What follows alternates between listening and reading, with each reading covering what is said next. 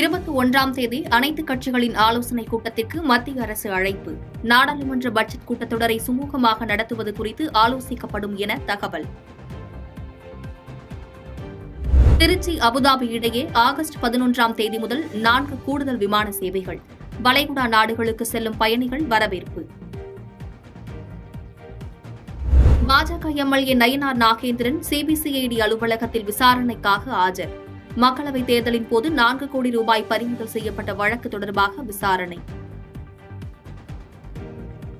தமிழ்நாட்டிற்கான தென்மேற்கு பருவமழை சராசரி அளவை விட கூடுதலாக பொழிவு. 120 நாட்களில் கிடைக்க வேண்டிய மழை 40 நாட்களிலேயே பெய்துள்ளதாக தகவல். 100 கோடி ரூபாய் நில அபகரிப்பு வழக்கில் தேடப்பட்டு வந்த முன்னாள் அமைச்சர் எம்.ஆர். விஜயபாஸ்கர் கைது. கேரளாவில் பதுங்கியிருந்த எம்.ஆர். விஜயபாஸ்கரை தனிப்படை போலீசார் கைது செய்தனர். மணல் குவாரி முறைகேடு தொடர்பாக தொழிலதிபர்கள் மீது அமலாக்கத்துறை பதிவு செய்த வழக்கை ரத்து செய்தது சென்னை உயர்நீதிமன்றம். மணல் குவாரிகள் தொடர்பாக அமலாக்கத்துறையின் நடவடிக்கை சட்டவிரோதமானது என நீதிபதிகள் கருத்து. நியாய விலைக் கடைகளில் வழங்கப்படும் பருப்பு, பாமாயில் வழங்கும் திட்டத்தை அரசு நிறுத்தக்கூடாது என பாமக நிறுவனர் மருத்துவர் ராமதாஸ் கோரிக்கை. நியாய விலைக் கடைகளில் உளுந்து வழங்கப்படும் என வாக்குறுதியை திமுக இன்னும் நிறைவேற்றவில்லை எனவும் குற்றச்சாட்டு. ஆம்ஸ்டாங் படுகொலை சம்பவத்திற்கு சிபிஐ விசாரணை வேண்டும். கொலை வழக்கில் திருவேங்கடம் என்கவுண்டர் செய்யப்பட்டிருக்கும் சம்பவம் சந்தேகத்தை ஏற்படுத்துவதாகவும் அதிமுக தொண்டர் உரிமை மீட்புக் குழு ஒருங்கிணைப்பாளர் ஓ பன்னீர்செல்வம் எக்ஸ் வலைதளத்தில் பதிவு. பீர், ஒயின் உள்ளிட்ட ஆல்கஹால் குறைவான மதுபானங்களை ஹோம் டெலிவரி செய்ய ஸ்விக்கி, சொமேட்டோ நிறுவனங்கள் திட்டமிட்டிருப்பதாக தகவல். ஒடிசா, மேற்கு வங்கத்தில் இத்திட்டத்திற்கு அனுமதி உள்ள நிலையில் தமிழ்நாடு, கேரளா, கர்நாடகா உள்ளிட்ட மாநிலங்களிலும் நடைமுறைப்படுத்த திட்டம். தனிப்பட்ட காரணங்களுக்காக இலங்கை அணிக்கு எதிரான ஒருநாள் தொடரில் ஹர்திக் பாண்டியா பங்கேற்க மாட்டார் என தகவல். இலங்கை அணிக்கு எதிரான தொடருக்கு இந்திய அணி இன்று அறிவிக்கப்பட உள்ள நிலையில் பிசிசிஐயிடம் ஹர்திக் பாண்டியா கோரிக்கை என தகவல்.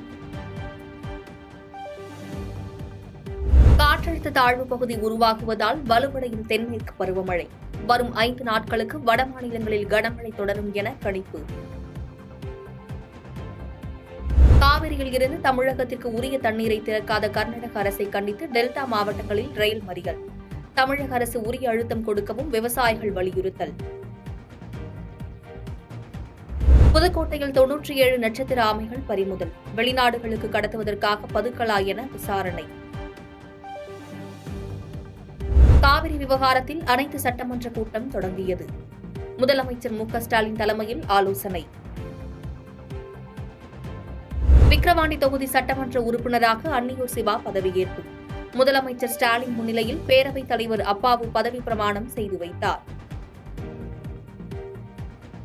நாடாளுமன்ற மழைக்கால கூட்டத்தொடர் வரும் 22ஆம் தேதி தொடங்குகிறது.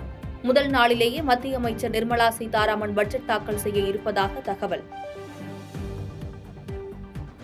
மேற்கு திசை காற்றின் வேக மாறுபாடு காரணமாக தமிழ்நாட்டின் ஓரிரு இடங்களில் இன்று கனமழை பெய்ய வாய்ப்பு.